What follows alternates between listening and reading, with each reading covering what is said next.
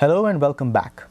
In this tutorial, we will show you how you can use the software to design stable control loops.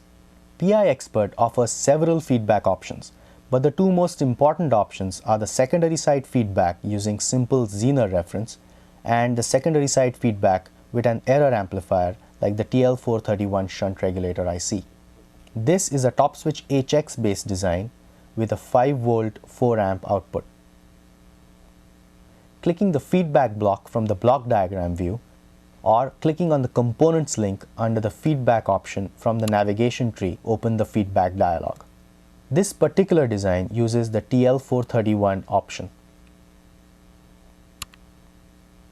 Just a quick mention here that you can also change the feedback type to say a secondary Zener feedback through the feedback bias dialog.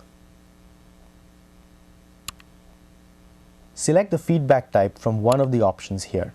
Let's leave the default selection for this example. Let's navigate back to the feedback components dialog.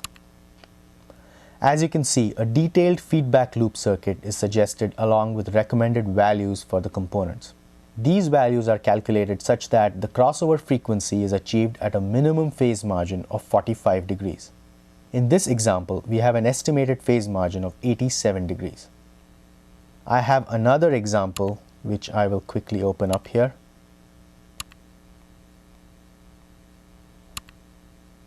In this example, which is a 12-volt 3-ampere design, the software recommends a slightly modified feedback scheme which makes use of the phase boost network in order to achieve the minimum 45-degree phase margin. In absence of the phase boost network, you can see that the estimated phase margin is only 33 degrees. Clicking on the chart button opens up a Bode plot showing gain and phase plots against frequency. This chart gives a better feel for the overall loop performance rather than going on values of crossover frequency and phase margin alone. After all, loop stability is all about the shape of the Bode plots. Let's go back for a second and review some of the feedback elements and what role they play in the stability of the closed loop. The main compensation elements are RF2 and CF1, which form a 0 at the low frequency, typically for HX designs around 100 Hz. Additionally, another compensation pole is derived inside the top switch and is located around 7 kHz.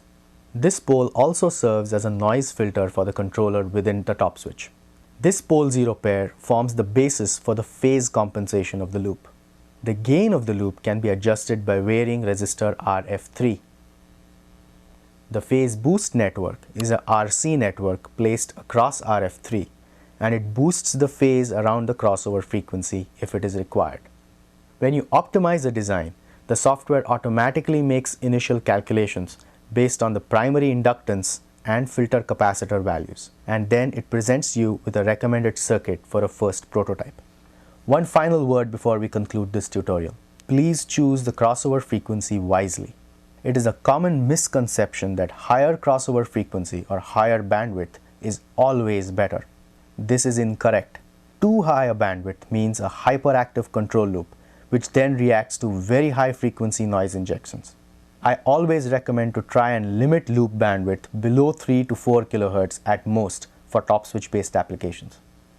For DPA switch, the loop bandwidth can be a little higher, around 8 to 10 kHz, due to the higher switching frequency of this part. We do hope that this tutorial has been helpful to you and that the software can assist you in designing stable loops. Thanks and good luck.